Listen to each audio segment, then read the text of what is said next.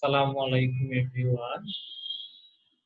I begin in the name of Allah, the most gracious and the most merciful. So, this is Mohammad Mujir Hussain, lecturer in economics, Dhaka City College. During this pandemic COVID-19, second phase is running on, দ্বিতীয় পর্যায়ে চলছে।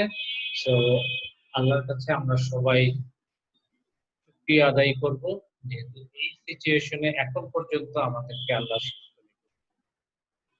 তো আজকে আমি economic থটের নিয়ে কাজ করব। Economic থটের chapter 3 lecture 5 fundamental ideas of physiotherapy বিবাদের মৌলিক ধারণাসমূহ নিয়ে আমরা কাজ করব। ঠিক আছে, কারো যদি স্লাইড দেখতে কোনো সমস্যা হয় অথবা সাউন্ডে কোনো প্রবলেম হয় বা কথা যদি শোনা না যায় আমাকে জাস্ট নক দিন। ঠিক আছে, ওকে। যাই হোক, আমি আমার লেকচারে চলে যাই।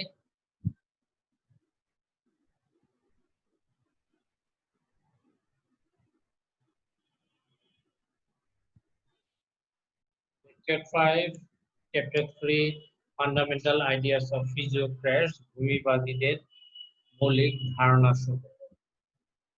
So, book reference, same book will be Blog M 1991, Economic Theory, Retrospect 5th edition, Cambridge University Press. Number 2, Nagase T, History of Economic Theory, North Holland. Eckland R. Hebert, 1990, A History of Economic Theory and Method, McGraw-Hill. Hampton J.R. History of Economic Analysis of Press, University Press. এখানে আমাদের main জিনিসটা হচ্ছে হাম্পটনের বইটা খুব important, এটা ভালো করে দেখব। Northern Brain 1994, A Modern Guide to Macroeconomics and Introduction to Completing of Thought. হাম্পটনের বই আর মডেলের বইটা আমরা দেখার চেষ্টা করব। কন্টেন্ট, এই লেকচার শেষে আমরা কি কি জানতে পারবো, কি কি সম্বন্ধে আমাদের কাজ, কোন কোন টপিকস নিয়ে আমরা কাজ করব। নাম্বার 1, কনসেপ্ট অফ ফিজিওক্র্যাটস, তার মানে ভূমিবাদটা কি, ভূমিবাদটা কখন, কোথা থেকে, কিভাবে চালু হলো, সেটা নিয়ে আমরা কাজ করব। Concepts of physiocrats. Number 2, reasons for the emergence of physiocrats, ভূমিবাদ মতবাদ উদ্ভবের কারণ, ভূমিবাদী মতবাদ উদ্ভবের কারণসমূহ। নাম্বার 3 হচ্ছে ফিচার্স অফ ফিজিওক্র্যাটস, ভূমিবাদী যে মতবাদ রয়েছে সেই মতবাদীদের বৈশিষ্ট্য। Number 4, contribution of physiocrats in different field in economics, অর্থনীতির বিভিন্ন ক্ষেত্রে ভূমিবাদীদের অবদান, অর্থনীতির বিভিন্ন ক্ষেত্রে ভূমিবাদীদের অবদান। Number 5, modern economics was originated at the hands of physiocrats, কিভাবে ভূমিবাদীদের হাতে আধুনিক অর্থনীতি সেটা সম্পর্কে আমরা জানবো। and contribution of physiocrats, ভূমিবাদী যে মতবাদ রয়েছে সেই মতবাদের ক্ষেত্রে কুইজনে এর মূল অবদান। ভূমিবাদী যে মতবাদ রয়েছে এই মতবাদের যে ক্ষেত্রে কুইজনে, তো এই 6টা টপিকস নিয়ে মূলত আমরা আজকে ক্লাসটা শেষ করব। আমাদের টপিকস ফিজিওক্র্যাটস, ভূমিবাদ, দিস ইজ কুইজনে, ভূমিবাদী যে মতবাদের ক্ষেত্রে কুইজনে ছিলেন একজন ফ্রান্সের অধিবাসী। তিনি প্রথমে অর্থনীতিবিদ ছিলেন না, তিনি ছিলেন একজন ডাক্তার। সো পঞ্চদশ শতাব্দে সরকারি চিকিৎসক ছিলেন। তিনি ডাক্তার হয়েও যে অর্থনৈতিক মতবাদ প্রকাশ করেছেন, ডাক্তার হয়েও যে অর্থনৈতিক মতবাদ প্রকাশ করেছেন তা নিঃসন্দেহে অত্যন্ত কি মূল্যবান। ঠিক আছে, তো কুইজনে ও অন্যান্য ভূমিবাদী মতবাদের কথা, প্রথম আইন বা স্বাভাবিক অর্ডার, আইন বা ন্যাচারাল অর্ডার, যার ভিত্তিতে সমাজে শান্তি শৃঙ্খলা একতা। তো আমরা চলে যাই কনসেপ্ট অফ ফিজিওক্র্যাটস, তার মানে হচ্ছে ভূমিবাদ। প্রথা বা ভূমিবাদটা কি খেয়াল করি সবাই। অষ্টাদশ শতাব্দীর মধ্যভাগে অর্থনৈতিক চিন্তাধারার যে পদ্ধতি ফরাসি দেশে গড়ে ওঠে তা মূলত ভূমিবাদ নামে পরিচিত। ভূমিবাদ কথাটি সর্বপ্রথম একজন ফরাসি লেখক গ্যাপন ডি নেমার্স তার ফিজিওক্র্যাট বইতে 1768 সালে ভূমিবাদ কথাটি প্রবর্তন হয় 1768 সালে। এটি হচ্ছে একটি গ্রিক শব্দ। এটি হচ্ছে একটি গ্রিক শব্দ থেকে উদ্ভূত হয়েছে, যা মূলত এক কথায় প্রাকৃতিক নিয়ম। একটু আগে যেটা বললাম, সাম্প্রতিককালে এন জে ওয়েরি নামক একজন অর্থনীতিবিদ মত প্রকাশ করেন যে ভূমিবাদ মূলত কতিপয় সুনির্দিষ্ট রাজনৈতিক লক্ষ্যের যৌক্তিকতা প্রতিপন্ন করার জন্য উদ্ভব হয়। প্রকৃতপক্ষে ভূমিবাদ মধ্যযুগীয় অর্থনৈতিক যে জীবনধারা রয়েছে সেই জীবনযাপনের যৌক্তিকতা তুলে ধরে। এর মূল লক্ষ্য একটি উন্নত সমাজ গঠন করে তার ভারসাম্য বজায় রাখা। ঠিক আছে? তো এখান থেকে আমরা যে জিনিসটা জানলাম যে ভূমিবাদ কবে থেকে শুরু হয়েছে, সেটা শুরু হয়েছে অষ্টাদশ শতাব্দীর মধ্যভাগ থেকে। ফরাসি যে দেশ, সেই দেশে যে ভূমিবাদ ফরাসি দেশে গড়ে ওঠে, অর্থনৈতিক চিন্তাধারার যে পদ্ধতিটা গড়ে ওঠে সেটাকে বলা হয় ভূমিবাদ।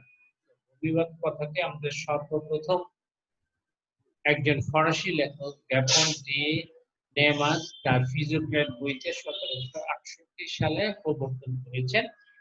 ঠিক আছে? মূলত ভূমিবাদ কথার অর্থ হচ্ছে প্রাকৃতিক নিয়ম বা প্রাকৃতিক বিধি। সাম্প্রতিককালে এন জে ওয়ারি নামে একজন অর্থনীতিবিদ মত প্রকাশ করেন যে ভূমিবাদ মূলত কতিপয় সুনির্দিষ্ট রাজনৈতিক লক্ষ্যের যৌক্তিকতা প্রতিপন্ন করার জন্য উদ্ভব হয়। প্রকৃতপক্ষে ভূমিবাদ মূলত মধ্যযুগীয় অর্থনৈতিক জীবনযাপনের যৌক্তিকতা তুলে ধরে। এর মূল লক্ষ্য হচ্ছে উন্নত সমাজ গঠন করে ভারসাম্য বজায় রাখা। এখন চলে আসি সেকেন্ড প্যারায়। ভূমিবাদ চিন্তাধারা ফ্রান্সে এতটাই দ্রুত প্রসার লাভ করে ভূমিবাদীদের বিভিন্ন পুস্তক ও পুস্তিকা 1756 সাল থেকে 1778 এই স্বল্প সময়সীমার মধ্যে প্রকাশিত হয়। ভূমিবাদ বাণিজ্যবাদী মতবাদের কোনো সম্প্রসারণ অথবা সংশোধন ছিল না, বরং একটি বিরুদ্ধ মতবাদ ছিল। কারণ ভূমিবাদ মূলত একটি বিকল্প রাজনৈতিক, সামাজিক এবং অর্থনৈতিক দর্শন হিসেবে আবির্ভূত হয়। ক্লাসিক্যাল অর্থনীতিবিদ অ্যাডাম স্মিথ ভূমিবাদকে এগ্রিকালচারাল সিস্টেম বলেন। ঠিক আছে? অ্যাবে বার্জিন নামক একজন লেখক তার এপিডেমিক 1776 নামক বইতে সংক্ষিপ্তভাবে ভূমিবাদী দর্শনের কথা তুলে ধরেন। তার মানে এখান থেকে আমরা যে জিনিসটা জানলাম যে ভূমিবাদ ফ্রান্সে বিভিন্ন পুস্তক পুস্তিকার মাধ্যমে 1756 থেকে 1768 সালে এখানে এই স্বল্প সময়ের মধ্যেই প্রকাশিত হয়। ভূমিবাদ মূলত কোনো সম্প্রসারণ বা একটা বিরুদ্ধ মতবাদ ছিল, কারণ ভূমিবাদ মূলত একটি বিকল্প রাজনৈতিক, সামাজিক এবং অর্থনৈতিক দর্শন হিসেবে আবির্ভূত হয়। ঠিক আছে? So reasons for the immigrants emergence of physiocrats ভূমিবাদী যে মতবাদ সেই মতবাদ হবে কারণ। তো ভূমিবাদী যে মতবাদ সেটা উদ্ভবের কারণ নিম্নোক্ত কারণ সমূহকে দায়ী করা যায়। নাম্বার 1, ফরাসিদের বিলাসিতাপূর্ণ জীবনযাপন। তো অষ্টাদশ শতাব্দীতে ফরাসি দেশে রাজতন্ত্র ছিল। রাজা এবং তার পরিবার বর্গের বিলাসিতা এবং অতিরিক্ত ব্যয়ের দরুন রাজকোষ শূন্য হয়ে গিয়েছিল। সাধারণ জনগণের অবস্থা অতি শোচনীয় ছিল।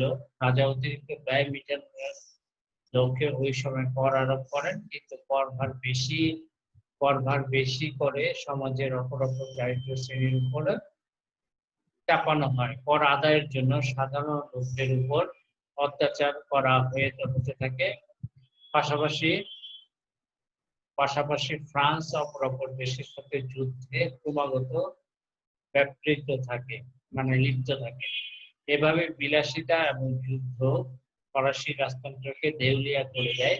ওই অবস্থায় একটি নতুন মতবাদ সৃষ্টির পটভূমি তৈরি হয়, যা পরবর্তীকালে ভূমিবাদ নামে পরিচিত। তার মানে কি, ফরাসিদের যে বিলাসিতা পূর্ণ জীবনযাপন, তাদের ফরাসি যে রাজতন্ত্রের যে রাজা, তার রাজার যে পরিবারবর্গ, তার বিলাসিতার জীবনযাপন এবং অতিরিক্ত ব্যয়ের জন্য, ব্যয় কেন করতে, অতিরিক্ত, কারণ বিলাসিতার জীবনযাপন করতে গেলে তার ব্যয় করতে হবে, রাজকোষীয় হয়ে যাচ্ছে। আর যুদ্ধ, যুদ্ধ অপর অপর যে দেশের সাথে আছে, সেই দেশের সাথে কি করছে, ক্রমাগত যুদ্ধ ব্যাপৃত থাকে, তার মানে লিপ্ত থাকে, যার ফলে একদিকে ফরাসি রাজাদের বিলাসিতাপূর্ণ জীবন, অন্যদিকে যুদ্ধ। যার ফলে কি হয়, প্রচুর পরিমাণ টাকা রাজকোষ থেকে চলে যেতে থাকে, যার ফলে রাজকোষ হয়ে যায় এবং অতিরিক্ত ব্যয় মেটানোর জন্য রাজা আহ দরিদ্র শ্রেণীর উপর অতিরিক্ত কর চাপায়। ঠিক আছে, অতিরিক্ত কর আদায়ের জন্য সাধারণ লোককে অত্যাচার করে। এভাবে যে একটা ডিসপিউট সিচুয়েশন থাকে, মিজারেবল সিচুয়েশন, তখন এটার একটা মতবাদ সৃষ্টির মানে আরেকটা যে মতবাদ রয়েছে ভূমিবাদ, সেটা মতবাদের একটা কি তৈরি হয়, পটভূমি তৈরি হয়। নাম্বার 2, অতিরিক্ত কর আরোপ। অতিরিক্ত কর আরোপ দেখি, খেয়াল করি। বাণিজ্যতন্ত্রের যুগে কৃষির বিনিময়ে ব্যবসা বাণিজ্যের উন্নতি হয়। রাজা তার অতিরিক্ত বিলাসী ব্যয় নির্বাহের জন্য কৃষিক্ষেত্রে অতিরিক্ত কর আরোপ করেন, কিন্তু যেসব কৃষি জমির মালিক ধর্মযাজক এবং রাজকীয় পরিষদ বর্গের মালিকানায় ছিল, তার উপরে কর আরোপ করা হয়নি। তো এখানে একটা ডিসক্রিমিনেশন দেখা যাচ্ছে, বৈষম্য দেখা যাচ্ছে। কৃষি কর আরোপ করবে, সবার উপরে কর আরোপ হবে, কিন্তু যারা ধর্মযাজক ছিলেন এবং যারা রাজকীয় পরিষদ বর্গের কাজ করতো বা রাজকীয় পরিষদ বর্গের মালিকানায় ছিল, তাদের উপর কর আরোপ করা হয়। সাধারণ কৃষকের উপর অতিরিক্ত কর ভার পড়ে, এর ফলে তাদের উদ্বৃত্ত অত্যন্ত কমে যায়। উদ্বৃত্ত মানে কি, টোটাল খরচ থেকে, আয়ের থেকে ব্যয় বাদ দিলে যা থেকে বলা হয় উদ্বৃত্ত। ঠিক আছে, এখন আয় ধরেন 500 টাকা, খরচ হইল 200 টাকা, কর হইল 100 টাকা, 300 টাকা, তো 500 টাকা থেকে 300 টাকা বাদ দিলে কত থাকে, 200 টাকা। এই 200 টাকা হচ্ছে তার উদ্বৃত্ত। ঠিক আছে, এই সময় ট্যালি নামের ভূমির উপর প্রত্যক্ষ কর, ট্যালি জিনিসটা কি, দক্ষিণ ফ্রান্সের বাড়িঘর ও ভূমির উপর যে প্রত্যক্ষ কর বসানো হয়েছিল। একটা হচ্ছে বাড়িঘর এবং ভূমির উপরে যে প্রত্যক্ষ কর বসানো হয়েছে, সেটাকে সেটাকে বলা হয় ট্যালি, TAILLE, ট্যালি। স্বৈরাচারী ভাবে আরোপ করা হয়, এই আওতায় ধর্মযাজক ও নোবেলদের রেহাই দেওয়া হয়। আবারও সে একই কথা, অযৌক্তিক মাত্রার এই কর ভার সাধারণ কৃষক এবং শিল্পীদের বহন করতে হয়। এছাড়াও লবণ কর, যা গ্যাবলি নামে পরিচিত, তার ভারও সাধারণ উৎপাদকের উপরে পড়ে। কৃষক কর ছাড়া সাধারণ কৃষকদের রাস্তাঘাট ও ব্রিজ ব্যবহার এবং অপর বিভিন্ন ধরনের কর গ্রহণ করতে হয়। এরূপ কর ভার এবং কৃষকের দুর্গতির কারণে তৎকালীন ফ্রান্সে একটি নতুন অর্থনৈতিক মতবাদ জন্মদানের পরিবেশ সৃষ্টি হয়। তো তার কৃষিক্ষেত্রে তারা অতিরিক্ত কর আরোপ করত।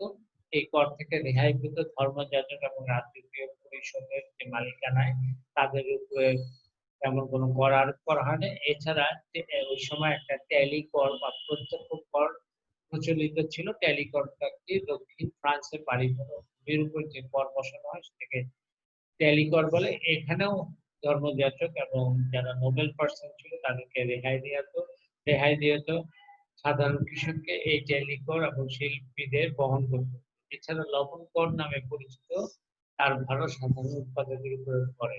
ঠিক আছে, সো এই যে একটা আনডিসপিউটেড অবস্থা, ডিজারেবল সিচুয়েশন, এই সিচুয়েশন তৎকালীন এরকম কর ভার এবং কৃষকদের দুর্গতির কারণে তৎকালীন ফ্রান্সে একটি নতুন অর্থনৈতিক মতবাদ জন্মদানের পরিবেশ সৃষ্টি করে। ৩ নাম্বার হচ্ছে পরিবেশ ও প্রভাব। তো তৎকালীন ফ্রান্সে কোনো ভৌগোলিক বিভাজন বা প্রাচীর ছিল না। ওই সময় ক্ষুদ্র কৃষকদের বেশিরভাগের আয় খুব কম ছিল। সম্পূরক আয় অর্জনের পক্ষে তারা তাদের অনেকেই গ্রামীণ শিল্পে অতিরিক্ত সময় শ্রমিক হিসেবে কাজ করত। ধর্মযাজক এবং নোবেলদের অধীনে 40% এর বেশি জমি, কিন্তু তারা জমিতে সরাসরি উৎপাদন কাজে নিয়োজিত হতো না। তারা জমি বর্গা দিয়ে দিত অথবা ভাড়ায় জমি চাষাবাদের জন্য লিজ দিয়ে দিত। এভাবে তৎকালীন সময়ে ফ্রান্সে কৃষির উৎপাদন ব্যবস্থা খুবই শোচনীয় অবস্থায় ছিল। মূলধন এবং উদ্যোগের অভাবে ক্ষুদ্র কৃষকের পক্ষে কার্যকরভাবে কৃষি উৎপাদনে নিয়োজিত থাকা সম্ভব ছিল না। এ অবস্থায় কৃষি সম্পর্কিত নীতি নির্ধারণের প্রয়োজন তীব্র হয়ে দেখা দেয়, যা ভূমিবাদ চিন্তাধারার উদ্ভবের পক্ষে কাজ করে। তার মানে কি খেয়াল করি যে মূলত ওই সময় যে কৃষি জমি ছিল সেগুলো ধর্মযাজক এবং নোবেলদের অধীনে প্রায় 40% ছিল, কিন্তু এরা ডিরেক্টলি কৃষিকাজে ইনভলভ ছিল না। তারা সেটাকে হয় লিজ দিয়ে দিত অথবা সেটাকে কি করতো বর্গা দিয়ে দিত, যার ফলে কৃষির যে উৎপাদন ব্যবস্থা সেটা মানে শোচনীয় আকার ধারণ করেছিল। ঠিক আছে, সেজন্য কৃষি সম্পর্কিত নতুন নীতি নির্ধারণের প্রয়োজন তীব্র হয়ে দেখা যায়, যা ভূমিবাদী চিন্তাধারা উদ্যোগের পক্ষে কাজ করে। নাম্বার 4, সমাজের রূপান্তর। ফ্রান্সে তৎকালীন সময়ে কিছু দার্শনিক এবং চিন্তাবিদ যৌক্তিক আইনের কানুনের গুরুত্ব তাদের লেখায় তুলে ধরে প্রাকৃতিক বিজ্ঞানের উন্নয়ন এবং সামাজিক ও অর্থনৈতিক সমস্যার ক্ষেত্রে তার প্রয়োগ হতে থাকে। অর্থনৈতিক ক্ষেত্রে কৃষি হচ্ছে প্রধান ক্ষেত্র, যেখানে প্রাকৃতিক বিজ্ঞাপনের বিভিন্ন উন্নয়ন প্রথমেই প্রয়োগ হতে থাকে। এই অবস্থায় ভূমি এবং কৃষিকে কেন্দ্র করে একটি বর্তমান গড়ে ওঠে যা পরবর্তীতে ভূমিবাদী চিন্তাধারা নামে পরিচিত লাভ করে। বাণিজ্যের উপর বিরূপ প্রতিক্রিয়া। তৎকালীন সময়ে ফ্রান্সে ব্যবসা-বাণিজ্যের শোচনীয় অবস্থায় উপনীত হয়। বিভিন্ন ধরনের কর আরোপের ফলে আন্তর্জাতিক ব্যবসা-বাণিজ্যের সমূহ ক্ষতি হচ্ছিল। আবার আবার দেশের এক প্রদেশ থেকে অন্য প্রদেশে দ্রব্য চলাচলের উপর অতিরিক্ত কর আরোপ থাকায় অভ্যন্তরীণ ব্যবসা-বাণিজ্যেরও গতি ব্যাহত হয়। এতে কৃষকরা কৃষকেরা ক্ষতিগ্রস্ত হয়, কারণ নিয়ন্ত্রিত বাজারের ফলে তাদের উৎপাদিত পণ্যের যোগান ক্রমশ কমে আসে। এই অবস্থায় দেশের বুদ্ধিজীবীরা এগিয়ে এসে একটি প্রতিবাদী লেখ নির্ধারণ করে। ফরাসি অর্থনীতির স্থবিরতা। বিভিন্ন আর্থসামাজিক ও রাজনৈতিক কারণে অর্থনীতিতে মূলধন গঠন, উৎপাদন ইত্যাদি স্থবির অবস্থায় উপনীত হয়। এই অবস্থা থেকে বের হয়ে আসার জন্য ফরাসি বুদ্ধিজীবীরা কৃষিকে কেন্দ্র করে অর্থনৈতিক পুনরুজ্জীবনের লক্ষ্যে মতামত প্রকাশ করেন, যা শেষ পর্যন্ত ভূমিবাদীদের জন্ম দেয়। ঠিক আছে, এরপর আসে ফিচার্স অফ ফিজিওক্র্যাটস, ভূমিবাদী মতবাদের বৈশিষ্ট্য সমূহ। খেয়াল করি, অষ্টাদশ শতাব্দীতে ফ্রান্সের অবস্থা অত্যন্ত শোচনীয় ছিল। ভোগবিলাসিতা, অতিরিক্ত ব্যয়ের দরুন রাজকোষ হয়ে গিয়েছিল। রাজার ভান্ডার রাজার ঋণ ক্রমশ বেড়েছিল, ফলে আয়ের কোনো বিশেষ পথ না থাকায় জনগণের উপর করভার চাপানো হয়। এই ভারে পড়ে কৃষক ও জনসাধারণের উপর দেশের ধনী ব্যক্তি ও ধর্মযাজকগণ এই বর্ধিত করভার বহন করেন নাই। আবার এই কর আদায়ের সময় অত্যাচার করা হতো। আদায়কারীগণ যত সম্ভব খাজনার উপরেও কর আদায় করত। অতিরিক্ত খাজনা নিজেরা আত্মসাৎ করত এবং খাজনা দেওয়ার পর কৃষকদের যে অবশিষ্ট শস্য থাকতো তা নিয়ে কোনো রকমে তাদের ভরণ পোষণ চলত। তো উপরে উল্লেখিত কারণসমূহ প্রকৃত একটি নতুন মতবাদের উদ্ভবের প্রয়োজনীয়তা দেখা যায়। বাণিজ্যতন্ত্র ও ফরাসি জাতীয় বাণিজ্যতন্ত্র তখনকার ঘটনাবলীর পরিপ্রেক্ষিতে অচল হয়ে পড়ে। শিল্প বিস্তার ও অন্যান্য অবস্থার দরুন লোকে বিদেশি বাণিজ্যের দিকে আর মনোযোগ দেয় নাই। তারা অভ্যন্তরীণ বাণিজ্যের প্রসার এবং উন্নয়নের দিকে অধিক মনোযোগী দান করে। এভাবে ফরাসি লেখকদেরও ন্যাচারাল অর্ডার বা স্বাভাবিক বিধান ও কৃষির উপর চোখ পড়ে। তার মানে কি, ভূমিবাদী মতবাদের মূল একটা কনসেপ্ট যে অষ্টাদশ শতাব্দীতে যে রাজা ছিল, রাজা অত্যন্ত বিলাসী ছিল, তার পরিবার বিলাসী বর্গের কারণে রাজকোষ শূন্য হয়ে যাচ্ছিল, যার ফলে মেটানোর জন্য আর প্রতিষ্ঠা চালানোর জন্য সরকারি ব্যয় মেটানোর জন্য অতিরিক্ত কর আরোপ করা হয়, কাজের উপরে আরোপ করা হয়, জনগণের উপরে আরোপ করা হয়। কিন্তু সেই ক্ষেত্রে ধনী ব্যক্তি এবং ধর্মযাজকগণ যারা সরাসরি রাজদরবারের সাথে সংযুক্ত ছিলেন তাদের উপরে এই করভার গ্রহণ করা হয় না। সাধারণ যে দরিদ্র কৃষক ছিল তাদের উপরে এই করভার গুলো চাপানো হয়েছিল। এখন কর যে আদায় করতো, করের সাথে খাজনাও অতিরিক্ত আদায় করতো, যারা আদায় করতো ওই খাজনাগুলো তারা নিজেরা আত্মসাৎ করতো এবং বাকি খাজনা দেওয়ার পর কৃষকদের যা থাকতো শুধুমাত্র তা দিয়ে কোনো রকমের ভরণ পোষণ করতো। তো যার ফলে এরকম একটা সিচুয়েশনে নতুন একটা মতবাদের উদ্ভব ঘটতে লক্ষ্য করা যায়, যাকে বলা হয় ফিজিওক্র্যাটস বা ভূমিবাদ। সো ভূমিবাদী যে মতবাদ রয়েছে সেই বৈশিষ্ট্য নিচে দেওয়া হলো। নাম্বার 1 প্রাকৃতিক আইন। নাম্বার 1 প্রাকৃতিক আইন। তো প্রাকৃতিক অমোঘ নিয়মে যেমন চন্দ্র সূর্য তারা গ্রহ তারা এবং এক কথায় অপার্থিব জগৎ পরিচালিত হচ্ছে, তদ্রুপ মানবিক জগৎ কতগুলো আইন ও শৃঙ্খলার অধীন। কাজেই এসব ক্ষেত্রে কুইজনের ভাষায় রাজার করণীয় কিছু নাই। তাই বলে কেবল স্বাভাবিক আইনের প্রাধান্য বজায় রাখবেন মাত্র, তাছাড়া মানুষও এই স্বাভাবিক আইন অমান্য করতে পারে না। কুইজনে ও টোটগট এর মতে এই আইন বা শৃঙ্খলা কোনো ঐতিহাসিক কারণ ও অবস্থার উপর নির্ভরশীল নয়। দেশ ও কাল ভেদে এর কোনো প্রকার ভেদ হয় না। সব দেশ এবং সর্বকালে এইরকম হয়। এর প্রধান গুণ বিশ্বজনীনতা এবং অপরিবর্তনশীলতা। সো কেবল কুইজদের নন, টোটগট এবং অন্যান্য ভূমিবাদীরও স্বাভাবিক নিয়মের সম্বন্ধে এই ধারণা ছিল। তাদের যাবতীয় অর্থনৈতিক মতবাদ এই ধারণার উপরেই প্রতিষ্ঠিত।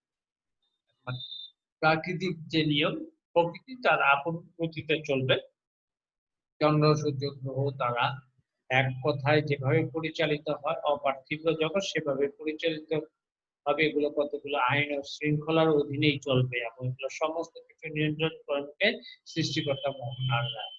কুইজনেট এবং টার্গেট মনে করেছেন যে এই সমস্ত আইন বা শৃঙ্খলা কোনো কিছুর উপরে নির্ভরশীল নয় বা ঐতিহাসিক কারণ বা অবস্থার উপর নির্ভরশীল নয় এবং দেশ ও কাল ভেদে এর কোনো প্রকার ভেদ হয় না। সব দেশ এবং সর্বকালের এটা একরকমই থাকে। সো এর প্রধান গুণ হচ্ছে বিশ্বজনীনতা, অপরিবর্তনশীল। নাম্বার 2 কৃষির গুরুত্ব, ইম্পর্টেন্স অফ এগ্রিকালচার। ভূমিবাদীদের এই ন্যাচারাল অর্ডারকে চিরন্তন ও বিশ্বজনীন এবং অপরিবর্তনীয় বলে যে মতবাদ প্রচার করেছেন তারই ভিত্তিতে পরে তাদের অর্থনৈতিক মতবাদ গড়ে তোলেন। এই মতবাদের প্রেক্ষিতে তারা আবিষ্কার করেন কৃষি হচ্ছে যাবতীয় সম্পদের উৎস। ঠিক আছে, কৃষি হচ্ছে যাবতীয় সম্পদের উৎস। কৃষির উপরে তারা এত জোর দিয়েছেন বলেই বোধ হয় তাদেরকে ভূমিবাদী বলা হয়। তো যাবতীয় সম্পদের উৎস হচ্ছে কৃষি। কৃষি থেকে উদ্বৃত্ত সৃষ্টির মাধ্যমে সম্পদ সৃষ্টির উপরে তারা জোর দিয়েছেন। কৃষির গুরুত্ব সম্পর্কে কুইজনেট বলেন যে কৃষি এবং বাণিজ্যকে সর্বদাই আমাদের সম্পদের দুটো উৎস বলে ধরা হয়। তবে বাণিজ্য শিল্পের মতোই কৃষির একটি শাখা মাত্র। শিল্প বাণিজ্য প্রধানত কৃষির উপরে নির্ভরশীল। কৃষির দ্রব্য ব্যবহার হয় শিল্পে ও বাণিজ্যে। এর ফলে দেশের সম্পদ বৃদ্ধি পেতে থাকে। আবার শিল্প বাণিজ্যে মুনাফা আসে, তা পুনরায় কৃষিতে খরচ করা হয়, এর ফলে উৎপাদন হয়। ইম্পর্টেন্ট কথা বলেছে কুইজনেট, একটু খেয়াল করেন। সম্পদের দুটো উৎস রয়েছে, নাম্বার 1 কৃষি, নাম্বার 2 বাণিজ্য। তারা বলেছে শিল্প বাণিজ্য মূলত কৃষির উপর নির্ভরশীল। কৃষি ব্যবহার হয় শিল্প ও বাণিজ্যে, যার ফলে দেশের সম্পদ বাড়ে। ঠিক আছে, আবার শিল্প বাণিজ্য থেকে যে মুনাফাটা আসে সেই মুনাফা দিয়ে পুনরায় কৃষিতে খরচ করা হয়, যার ফলে উৎপাদন বাড়ে। ঠিক আছে, এরপরে চলে যায় ধন বন্টন ও ধন সঞ্চালন। প্রাকৃতিক অমোঘ নিয়মে ব্যাখ্যার পর ভূমিবাদীগণ ধন বন্টন ও ধন সঞ্চালনের বিষয়ে তাদের মত প্রকাশ করেন। তারা নেট উৎপাদন সম্পর্কে যে ব্যাখ্যা প্রদান করেন তা মৌলিকত্ব অনস্বীকার্য। তাদের মধ্যে কৃষি হচ্ছে একমাত্র উৎপাদনশীল, অবশ্য তারা খনি ও মৎস্য সম্পদকে উৎপাদনশীল বলে উল্লেখ করেন। তাদের যুক্তি এই যে শিল্প ও বাণিজ্য উভয়ই অনুৎপাদনশীল কৃষি হতে যে কাঁচামাল পাওয়া যায় তাই শিল্প দ্রব্যে পরিণত হয়, কিন্তু এটা হতে কোনো উদ্বৃত্ত আয় হয় না, কারণ শিল্পকর্মী বা কারিগর কৃষি দ্রব্যের উপর কিছুটা কাজ করে এর যে মূল্য বাড়ায় এতে তার কেবল ভরণ পোষণের জন্য এর বেশি সে পায় না। ঠিক আছে? এরপরে আসে contribution of physiocrats in different fields in economics. তো অর্থনীতির যে বিভিন্ন ক্ষেত্রে ভূমিবাদীদের অবদান খেয়াল করি। অষ্টাদশ শতাব্দীর মধ্যভাগে ফরাসি দেশে যে অর্থনৈতিক চিন্তাধারা গড়ে উঠেছিল, ফরাসি দেশে যে অর্থনৈতিক চিন্তাধারা গড়ে ওঠে তাই পরবর্তীকালে ভূমিবাদ নামে পরিচিত। ভূমিবাদ কথাটি সর্বপ্রথম একজন ফরাসি লেখক রুপোর্ট নেমিরাস 1768 সালে ব্যবহার করেন। প্রখ্যাত ভূমিবাদ হিসেবে এফ কুইজনে, এম ডি মিরাবিউ, এ আর জে টার্গট প্রমুখের নাম উল্লেখ করা যায়। এসব অর্থনীতিবিদ অর্থনীতির বিভিন্ন ক্ষেত্রে তৎকালীন সময়ে মূল্যবান অবদান রাখেন, যা নিচে আলোচনা করা হলো। কৃষিক্ষেত্রে অবদান খেয়াল করি। ভূমিবাদীরা কৃষিকে সমস্ত সম্পদের উৎস হিসেবে বিবেচনা করেন। তাদের নেতা এফ কুইজনে যুক্তি দেন যে কৃষি ও বাণিজ্য হচ্ছে সম্পদের দুটো মূল উৎস, তবে বাণিজ্যকে তারা শিল্পের মধ্যে কৃষির একটি শাখা হিসেবে বিবেচনা করেন। শিল্প ও ব্যবসা বাণিজ্য মূলত কৃষির উন্নতির উপর নির্ভরশীল বলে ভূমিবাদীরা যুক্তি দেন। কারণ কৃষি পণ্য শিল্প ও বাণিজ্য ক্ষেত্রে ব্যবহার করা হয়, এর ফলেই দেশের সম্পদ মূলত বৃদ্ধি পায়। শিল্প ও বাণিজ্য থেকে যে অতিরিক্ত মুনাফার সৃষ্টি হয় তা আবার কৃষিতেই বিনিয়োগ করা হয়, যার ফলে উৎপাদন বাড়ে। এভাবে কৃষিকে কেন্দ্র করে সব অর্থনৈতিক কর্মকাণ্ড আবর্তিত হয়। কৃষি যেহেতু সমস্ত সম্পদের উৎস, সেজন্য উন্নয়নের জন্য সর্বাধিক গুরুত্ব দেওয়া উচিত।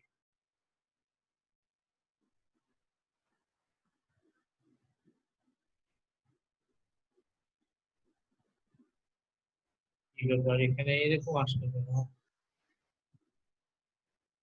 আপনারা সবাই রিকানেক্ট হন, ঠিক আছে? নেটওয়ার্কের সম্ভবত প্রবলেম করতেছে।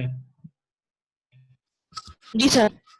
আচ্ছা আচ্ছা, আমি আবার দেখি স্লাইডটা শেয়ার দিচ্ছি। হ্যাঁ, যে জায়গায় ছিলাম ওই জায়গায় থাকবো, দেখি। হ্যাঁ, এবার ঠিক আছে। ওকে, আমরা আমাদের ইসে চলে যাই।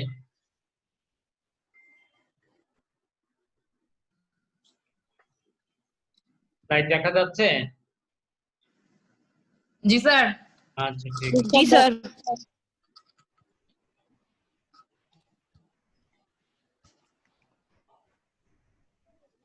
আচ্ছা, কৃষিক্ষেত্রে যে অবদানের কথা বললাম একটু খেয়াল করি। আপনার যে ফ্যাক্টরটা বললাম কৃষিক্ষেত্রে যে অবদান, যে ভূমিবাদীরা কৃষিকে সমস্ত সম্পদের উৎস হিসেবে বিবেচনা করেন। তাদের মতে এফ কুইজনে যে যুক্তি দেন কৃষি ও বাণিজ্য হচ্ছে সম্পদ সৃষ্টির মূল উৎস, তবে বাণিজ্যকে তারা শিল্পের মধ্যে কৃষির একটি শাখা হিসেবে বিবেচনা করা হয়। শিল্প ও বাণিজ্য থেকে যে মুনাফা সৃষ্টি হয় তা আবার কৃষিক্ষেত্রে বিনিয়োগ করা হয়। এভাবে কৃষিকে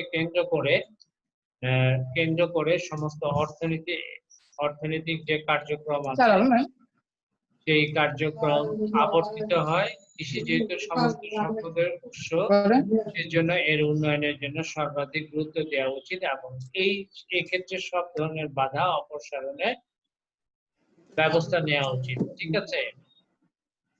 এরপরে চলে আসি 13।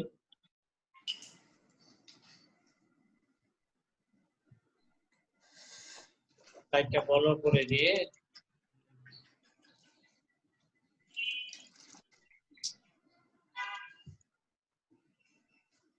নাম্বার 2, সম্পদ বন্টন। আপনারা মিউট করে নেন, পারস্পরিক মিউট করে নেন যাতে কোনো সমস্যা থাকে না।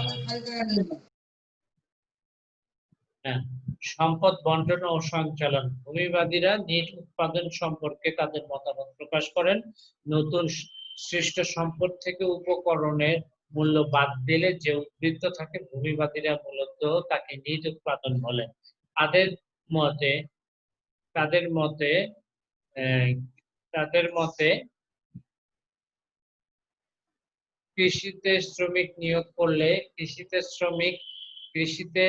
নিয়োগ করলে তারা নিজ উৎপাদন সৃষ্টিতে সমর্থ হয়। তারা যুক্তি দেন যে কৃষি, খনি ও মৎস্য ক্ষেত্রে মানুষ প্রকৃতির সাহায্যে কাজ করে সম্পদ আহরণ করে।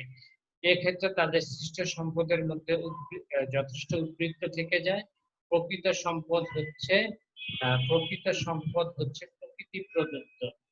মোট সম্পদটা হচ্ছে প্রকৃতি প্রদত্ত, এটা বোঝাতে চেয়েছে।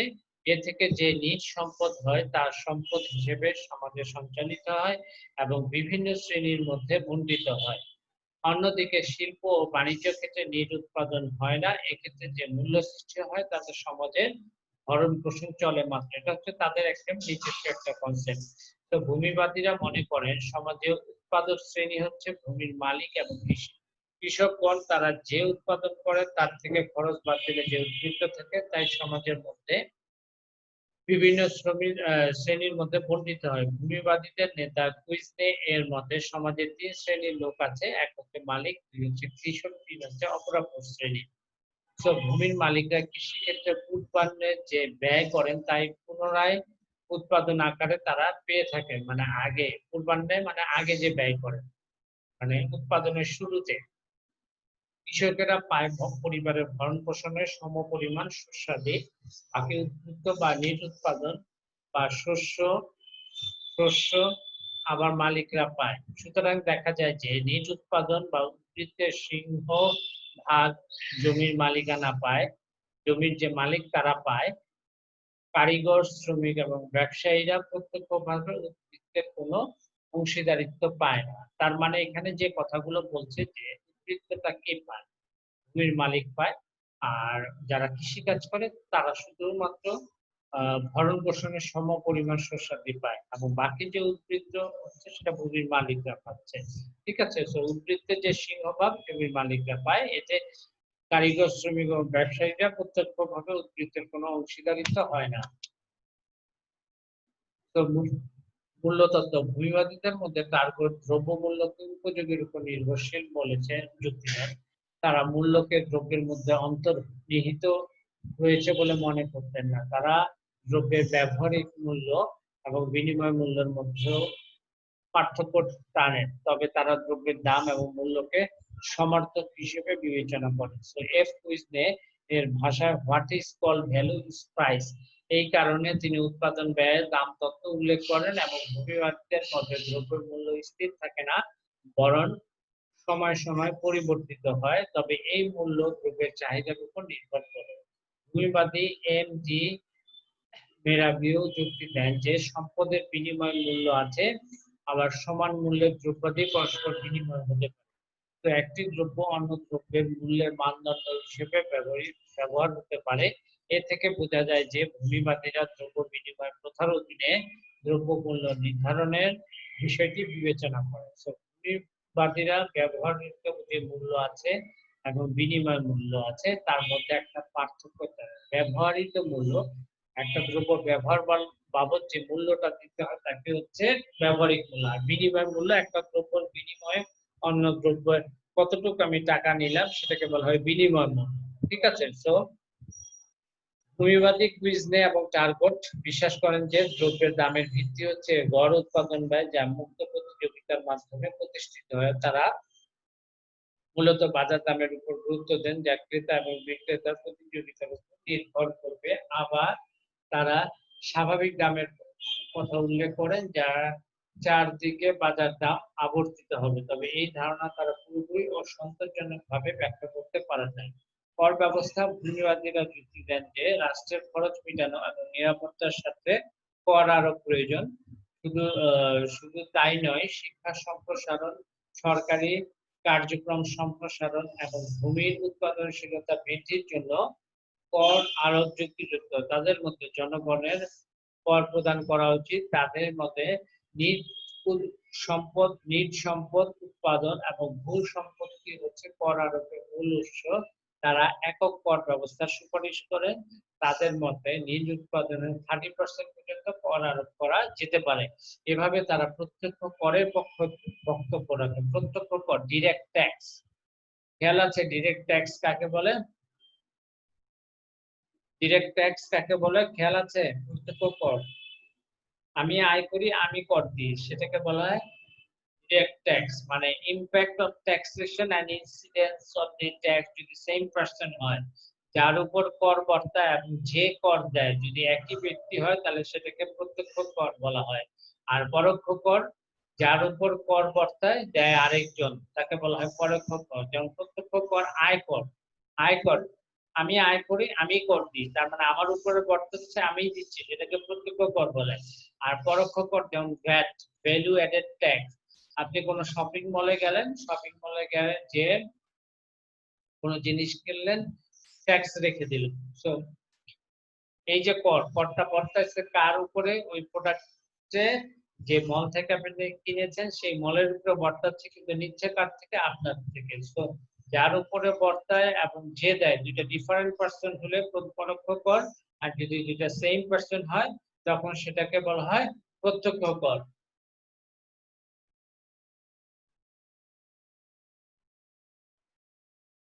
তো বাণিজ্য ক্ষেত্রে অবদান, তো অভ্যন্তরীণ বাণিজ্যের ক্ষেত্রে ভূমিবাদীরা ব্যক্তি স্বাতন্ত্র্যবাদী নীতি অনুসরণের সুপারিশ করেন। আন্তর্জাতিক বাণিজ্যের ক্ষেত্রে তারা বিদেশ থেকে বাণিজ্যের মাধ্যমে মূল্যবান ধাতু সংগ্রহের বণিকবাদী চিন্তাধারার বিরোধিতা করেন। তারা বাণিজ্যের মাধ্যমে বণিকবাদীদের স্বয়ংসম্পূর্ণ অর্থনীতি গড়ে তোলার ধারণার পক্ষপাতী ছিলেন না। তারা তারা আন্তর্জাতিক তারা বাণিজ্যের ক্ষেত্রে তারা বাণিজ্যের মাধ্যমে বণিকবাদীদের স্বয়ং সম্পূর্ণ অর্থনীতি গড়ে তোলার ধারণারও পক্ষপাতী ছিলেন না। তারা আন্তর্জাতিক পর্যায়ে অনেকটা নমনীয় বাণিজ্য নীতি অনুসরণের সুপারিশ করেন, আবার আমদানির উপর কর আরোপেরও তারা কি করেন? বিরোধিতা করেন। অর্থ ও সুদের হার খেয়াল করি, সব ধরনের ভূমিবাদীরা অর্থ এবং সম্পদকে এক করে দেখেন নাই। তাদের মধ্যে সম্পদ সঞ্চালন অর্থের ব্যবহারের মাধ্যমে সংগঠিত হয়। সম্পদ সঞ্চালনের জন্য অর্থের যতটুকু দরকার তার পক্ষে তারা মত প্রকাশ করেন। বাণিজ্য উদ্বৃত্তের মাধ্যমে অতিরিক্ত অর্থ সংগ্রহ তারা পক্ষপাতী ছিলেন না। তো ভূমিবাদীরা কিছু ক্ষেত্রে সুদ প্রদান করেন এবং সুদ প্রদান এবং আদায়ের পক্ষে মত প্রকাশ করেন, যেমন কৃষি ঋণ, বাণিজ্য ঋণ ইত্যাদি ক্ষেত্রে তারা সুদ দেয়া এবং নেয়ার পক্ষপাতী ছিলেন। এছাড়াও রয়েছে মজুরি বিধি। ভূমিবাদীরা বলেন কৃষক এবং শিল্পীরা কেবলমাত্র আত্মতোষণ স্তরের মজুরি পাবে। কৃষক এবং শিল্পী আত্মতোষণ স্তর মানে কি? Subsistence level. সাবসিস্টেন্স লেভেল হচ্ছে কি? তার এমপিএল ইজ ইকুয়াল টু 0, মানে যেই মজুরিটা শুধুমাত্র ভরণ পোষণের ক্ষেত্রেই জীবন চালানোর জন্যই কোন রকমের জীবন চলবে সেটাকে হলো আত্মতোষণ মজুরি বলা হয়। ঠিক আছে? তো ভূমিবাদীরা যেটা মনে করেছেন যে কৃষক এবং শ্রমিকরা কেবলমাত্র আত্মতোষণ স্তরের মজুরি পাবে, শ্রমিকরা এর চেয়ে বেশি মজুরি দাবি করতে পারবে না। আবার ভূমির মালিকও এর চেয়ে কম মজুরি দিতে পারবে না, কারণ মজুরি এর চেয়ে কম দিতে চাইলে শ্রমিকরা অন্য দেশে চলে যেতে পারে। এভাবে ভূমিবাদীরা মূলত আত্মতোষণ স্তরের মজুরি বৃদ্ধির প্রাথমিক রূপরেখা প্রণয়ন করতে কি হয়েছে? সক্ষম হয়েছে বলে বলা যায়। আচ্ছা, যাই হোক, আর 1 মিনিট আছে। আপনাদের কারো কোনো কোশ্চেন থাকলে আমাকে বলেন। Do you have any question regarding our lecture? আজকের লেকচার সম্পর্কিত যদি কোনো কোশ্চেন থাকে বলতে পারেন। দুইটা টপিকস আজকে বাদ স্যার গেল। কোশ্চেন নেই। হ্যাঁ, বোঝা যাচ্ছে? জি স্যার। আচ্ছা, এগুলো হচ্ছে একটু অনেক আগের জিনিস তো। হ্যাঁ, ডেসক্রিপটিভ রাইটিং জাস্ট একটু পড়তে হবে, বুঝে একটু পড়লে পয়েন্ট গুলো লিখে মুখস্থ করে ফেললে আর কোনো সমস্যা থাকবে না। হ্যাঁ, ওইরকম জি ম্যাক্রো স্যার। মাইক্রো ইকোনমিক্স এর মতো কোনো তত্ত্ব নেই, কোনো কিছু নেই। খালি বুঝতে হবে যে কার মতবাদে কে কি বলছে, ভূমিবাদ সম্পর্কে তাদের যে মেইন কনসেপ্টটা সেটা কি, কেন ফরাসিতে মানে রাজকোষ